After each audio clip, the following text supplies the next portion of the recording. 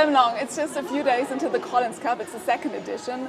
Last year, the first edition of the Collins Cup fell into a year where still was a lot of uncertainty. Lots of races were postponed. The World Championships in Hawaii were postponed the second time. This year it's quite different. There are 2 Ironman World Championships. Races are happening. Is it still an honor to be part of the Collins Cup, or is it a little bit more compulsory this year? Yeah, I actually think it's more of an honor, and I think the event's shaping up to be better this year. I think last year none of us really knew what to expect. I mean, it's based off appearance fee, so I actually think last year people weren't sure, oh, do you have to race hard or do you race easy? And this year, based off what happened last year, if you didn't race hard, then you got your ass kicked. So I think it's actually building its reputation as quite a cool event and an event to watch. And so I think it feels even better to be here this year, and just the vibe in the community, it's a more lively atmosphere. So I think it's a better event this year. And yeah, it's just a big year of racing because there's so many big races this year. That's true. So the special thing about the Collins Cup is that you race in teams. So some of your strongest opponents are you're racing with them at the Collins Cup. So what it's like, did you meet your teammates in Team USA already, and how's the mood? Are you excited? Are you hyped up to win this year? Yeah, I think it's really interesting, right? Because the sort of biggest rivalries in a way flip and you become teammates, because of course the biggest rivalries are usually with your countrymen, and especially the United States being such a big country, like my fellow Americans are who I'm racing all the time, and okay, we're going to head, and it's who's winning the race, who's getting second, who's getting third, and then we come here and we all band together and have to work together. And I think it's quite fun because then, you know, we lean on each other. If we forget things, we text each other, we borrow stuff. So it's very fun to have a teammate approach at this race. And I mean, definitely we're shooting to win. I wouldn't say we expect to win. It's a big task ahead of us to get the trophy and win the trophy, but we'll definitely do our best. So let's be honest, Team Europe, on both on the men and the women's side, they have the automatic qualified are 1 to 4 in the world ranking. Is Team Europe, can they be beaten?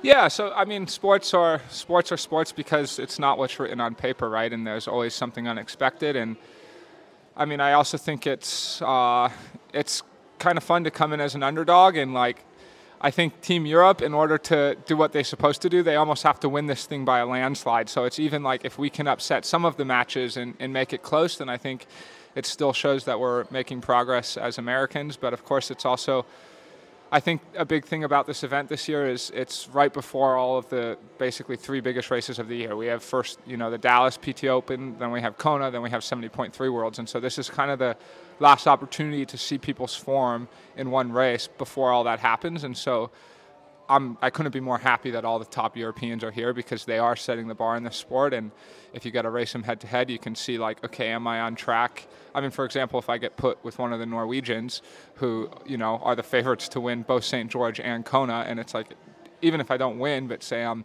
30 seconds back, it's okay, I'm in a very good place for those World Championship races, because 30 seconds back from those guys could mean second in the world.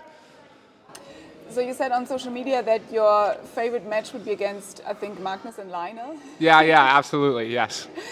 What would be the favorite match to see on the women's side? Ooh, on the women's side, so I would love to see Flora Duffy and Daniela Ryf race, and I would probably want to throw Taylor Knibb in there. I know she's not there, so maybe Jackie Herring. Chelsea Sodaro could be a good one as well. But yeah, I would like to see Flora, and I would want to see Flora, Ashley, and Ashley Gentle and Daniela Ryf race. I mean, I'd want to see everyone race because, yeah, I mean, I'm equally excited to watch the women's racing because there's so many good matchups that are going to come out. So you've mentioned Dallas and the PTO Tour. The Collins Cup is only one of new series and races the PTO is launching. Do you think that these new races and race series are adding to the attractiveness of triathlon right now? Oh, absolutely. I think the the new race series, of course, like I said with the Collins Cup, I think it's better now in its second year than its first year, and I think the other events are going to be the same way. They're in their first year, but as they get established, they're going to become a standard part of the circuit and something that people talk about. But already they're raising the bar of coverage. They're bringing all the pros together in one big event, and anytime you do that, like, bigger things happen for the sport than when the pros are racing all different races the same weekend. When you have the top pros in one place and they're all making good money, which they do, then it only benefits everyone, the audience, the pro athletes, the PTO, the organizations, and it just raises triathlon up as a whole. I think the Collins Cup will be your last stop at your European tour this summer. There has been some ups and downs, DNF, and also most recently a win in Poland.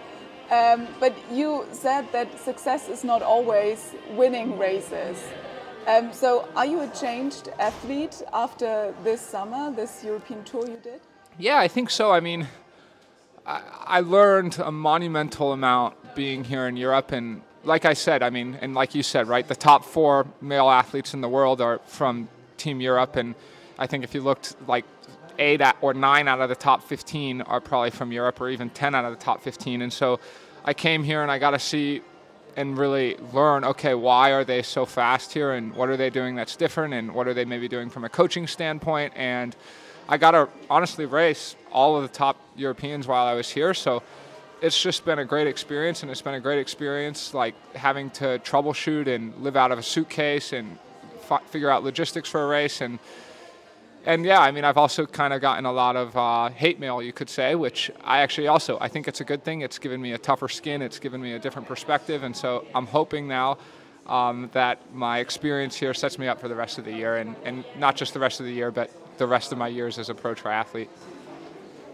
Good luck for that, Sam Long. Thank you so much. Yeah, thank you.